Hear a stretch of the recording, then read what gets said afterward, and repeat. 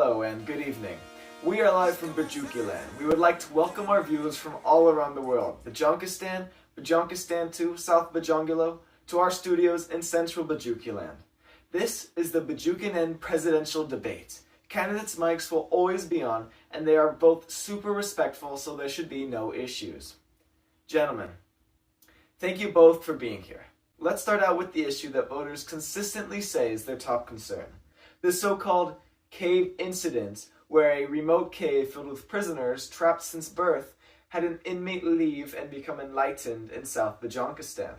President Grombulo, since you took office, our nation's super serious and super secure cave has seen a dramatic rise in prisoners being let out, with the current number during your term sitting at 1.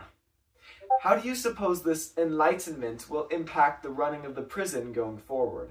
You have 2 minutes. Thank you. Citizens of Bajonkenen, the cave incident is the defining moment of my administration. For years, a group of prisoners lived in darkness, chained, forced to perceive merely shadows on the wall. Under my administration, there was one prisoner who was enlightened, and frankly, the results were shocking. This is serious. This was not a mere philosophical exercise. What we realized after the prisoner's enlightenment was that this was a failure of our society to provide freedom, knowledge, and opportunity at all. While my opponent's interpretation of the cave incident is inspiring, it fails to address a critical issue, that being the ethical implications of the escaped prisoner's actions. Yes, they discovered the light. Yes, they believed that they were helping, but when they returned to the cave, they imposed their newfound reality on the others who weren't really willing to accept it. Now, we must ask ourselves, what right do we have to force the others to see what we see? When one prisoner escaped, climbed into the light, and saw the world as it truly was, they acted heroically, despite their fear and despite their pain. They returned to the cave to free the others. We must ask what happened now.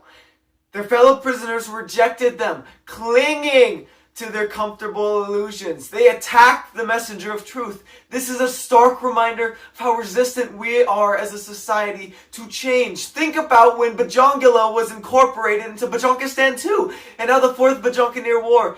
And look where we are now, much better off. You're saying that the immoral and brutal annexation of North Bajonkenen was a good thing? How dare you! How dare you! Thank you, Mr. Bajong. Listen. My idea is simple. We must ensure that no citizen of our great country is left in the cave. This means investing in increased education, actively combating misinformation, and breaking the unfortunate historical change of systemic oppression in our society. The cave incident is just further proof that leadership requires not just seeing the truth, but also having the courage to act on it. Something that Mr. Bajong, your response to President Grombulo. President paints a compelling picture, but he misses a critical lesson. The cave incident doesn't just serve as an example for enlightenment, it's a warning about leadership and power. The so-called enlightened prisoner wrongfully assumes they know what's best for others, but their return to the cave to impose their values, met with rejection and violence, highlights a more concerning truth, in my opinion. Imposing enlightenment on the prisoners risks alienating them. My administration believes that we must respect individuals' autonomy first and foremost. My proposed policies emphasize people being given tools to help them find their own truths, such as accessible education, to explore their own paths out of the cave. I denounce any impulse to drag people into the light. I don't want to do that at all. Instead, I advocate for a government that serves as a guide, not as what your president would like to consider to be a savior. It is about time that the people of this great nation are given the freedom to dictate their own lives, and frankly, otherwise, what makes us any better than the savages running the government built off of repression of free will in Bajonkenen 2? Thank you, Mr. Bajong. Gentlemen, it's apparent that you both have very strong beliefs on the issue, but we need to move on, so you'll both be given a 30-second closing statement on the topic, starting with you, Mr. Bajong. This is an open and closed case of President Grombulo continued overreach of power. These denizens have no want to learn of our society, and we do not have the right to enlighten them. The cave incident made it very clear that these are people hostile to change, and it is ethically and morally incorrect to force what we would call enlightenment upon them.